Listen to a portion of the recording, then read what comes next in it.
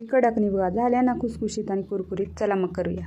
Hi friends, तर आज आपण बनवणार आहोत देवीच्या नैवेद्यासाठी बनवली जाणारी कुरकुरीत आणि खुसखुशीत तेलकट न होणारी कडाकणी.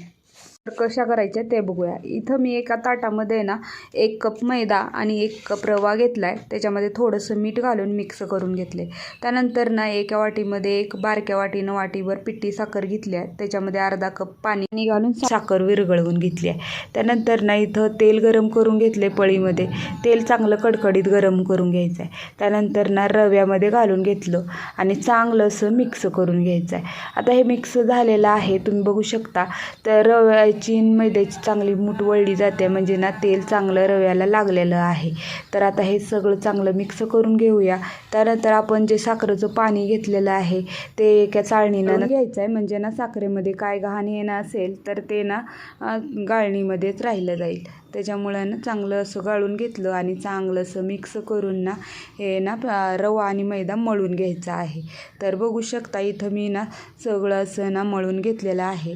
आणि बघू शकता हे तुम्हाला आता पातळ वाटत असेल तर ना हे पातळ राहणार नाही, कारण ना रवा भिजला जातो तेव्हा ना घट्ट होतं हे सगळं. तर बघू शकता इथं मळून झालेलं आहे. तर आता याच्यावर एक प्लेट ठेवून ना 1-10 मिनटं हे भिजत ठेवूया. 1-10 मिनटं झालेली आहेत आणि आपलं ना मैदा आणि रवा चांगला असा भिजला गेलेला आहे आणि घट्ट पण झालेला आहे, बघू शकता. तर आता याचे छोटे छोटे ना गोळे करून घेऊया.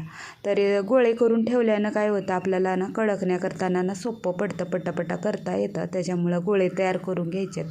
आता ना मी बारीक बारीक असे ना गोळे तयार करून घेते. तर आता गोळे तयार झालेले आहेत. तर चला मग आता कडकण्या करायला सुरुवात करूया. आता पोळीपाट घेतले, याच्यावर थोडंसं तेल लावून घेतलं, म्हणजे ना खाली चिटकू नये त्याच्यासाठी. आणि ना पातळ, जेवढं पातळ होईल तेवढं ना कडकणी लाटून घ्यायची आहे. तर बघू शकता इथं मी ना कडकणी लाटून घेतलेली आहे, किती पातळ केलेली आहे बघू शकता. त्यानंतर ना आता एक चाकू घ्यायचा आणि ना ह्याच्यावर अशा ना चिरा पाडून घ्यायच्या, म्हणजे ना आपल्याला माळ करायची असते ना त्याच्यामध्ये दोरा इझिली ओवला जावा त्याच्यासाठी ना असं ना गेज पाडून घेतले. तर आणि ने गेज पाडल्यानं ना कडकणी चांगली अशी ना फुगली पण जात नाही आणि छान अशी ना कुरकुरीत होते. मी याच पद्धतीनं कडकण्या ना करून घेतल्या.